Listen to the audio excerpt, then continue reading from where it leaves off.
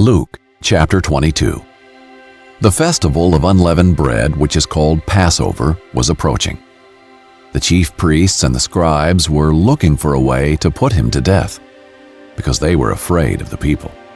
Then Satan entered Judas, called Iscariot, who was numbered among the 12. He went away and discussed with the chief priests and temple police how he could hand him over to them. They were glad and agreed to give him silver. So he accepted the offer and started looking for a good opportunity to betray him to them when the crowd was not present. Then the day of unleavened bread came, when the Passover lamb had to be sacrificed. Jesus sent Peter and John, saying, "Go and make preparations for us to eat the Passover."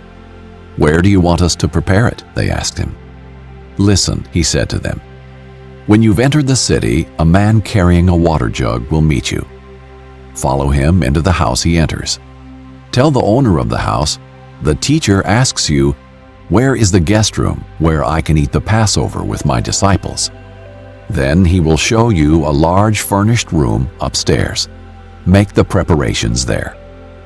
So they went and found it just as he had told them, and they prepared the Passover. When the hour came, he reclined at the table, and the apostles with him. Then he said to them, "I have fervently desired to eat this Passover with you before I suffer.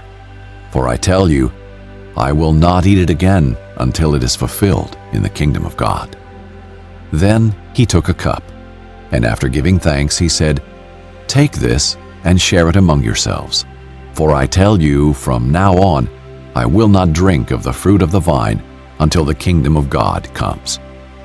And he took bread, gave thanks, broke it, gave it to them, and said, "This is my body, which is given for you. Do this in remembrance of me." In the same way, he also took the cup after supper and said, "This cup is the new covenant in my blood, which is poured out for you.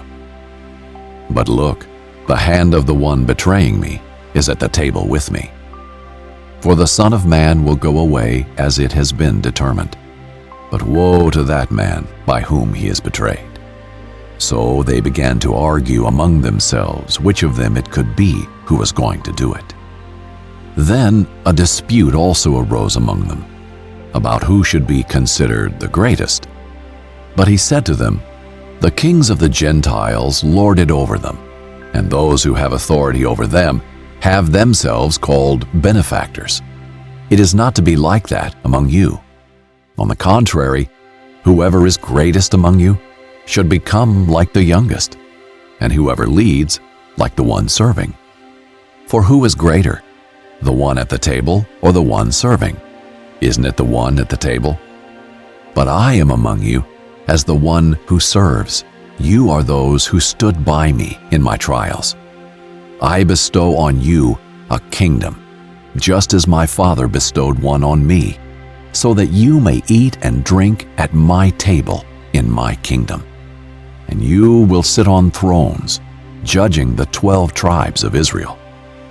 Simon, Simon, look out. Satan has asked to sift you like wheat. But I have prayed for you, that your faith may not fail. And you, when you have turned back, strengthen your brothers." "Lord," he told him, "I'm ready to go with you both to prison and to death." "I tell you, Peter," he said, "the rooster will not crow today until you deny 3 times that you know me." He also said to them, "When I sent you out without money bag, traveling bag, or sandals, did you lack anything?" "Not a thing," they said. Then he said to them, "But now whoever has a money bag should take it, and also a traveling bag. And whoever doesn't have a sword should sell his robe and buy one. For I tell you, what is written must be fulfilled in me." And he was counted among the lawless. Yes, what is written about me is coming to its fulfillment. "Lord," they said, "look, here are 2 swords." "That is enough," he told them. He went out and made his way as usual to the Mount of Olives, and the disciples followed him. When he reached the place, he told them, "Pray that you may not fall into temptation." Then he withdrew from them about a stone's throw, knelt down, and began to pray. "Father, if you are willing, take this cup away from me. Nevertheless, not my will, but yours be done." Then an angel from heaven appeared to him, strengthening him. Being in anguish, he prayed more fervently, and his sweat became like drops of blood falling to the ground. When he got up from prayer and came to the disciples, he found them sleeping, exhausted from their grief. "Why are you sleeping?" he asked them. "Get up and pray so that you won't fall into temptation." While he was still speaking, suddenly a mob came, and one of the 12, named Judas, was leading them. He came near Jesus to kiss him, but Jesus said to him, "Judas, are you betraying the Son of Man with a kiss?" When those around him saw what was going to happen, they asked, "Lord, should we strike with the sword?" Then one of them struck the high priest's servant and cut off his right ear. But Jesus responded, "No more of this," and touching his ear, he healed him. Then Jesus said to the chief priests, temple police, and the elders who had come for him, "Have you come out with swords and clubs, as if I were a criminal?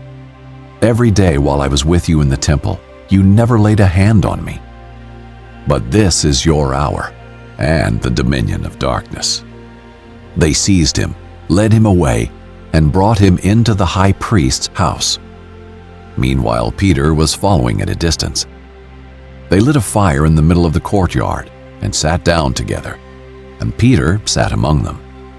When a servant saw him sitting in the light and looked closely at him, she said, "This man was with him too." But he denied it. "Woman, I don't know him." After a little while, someone else saw him and said, "You're one of them too." "Man, I am not," Peter said. About an hour later, another kept insisting, "This man was certainly with him, since he's also a Galilean." But Peter said, "Man, I don't know what you're talking about." Immediately, while he was still speaking, a rooster crowed. Then the Lord turned and looked at Peter. So Peter remembered the word of the Lord, how he had said to him, "Before the rooster crows today, you will deny me 3 times." And he went outside and wept bitterly. The men who were holding Jesus started mocking and beating him. After blindfolding him, they kept asking, "Prophesy! Who was it that hit you?" And they were saying many other blasphemous things to him. When daylight came, the elders of the people, both the chief priests and the scribes, convened and brought him before their Sanhedrin. They said, "If you are the Messiah, tell us." But he said to them, "If I do tell you, you will not believe, and if I ask you, you will not answer. But from now on, the Son of Man will be seated at the right hand of the power of God." They all asked, "Are you then the Son of God?" And he said to them, "You say that I am." "Why do we need any more testimony?" they said, "since we've heard it ourselves from his mouth."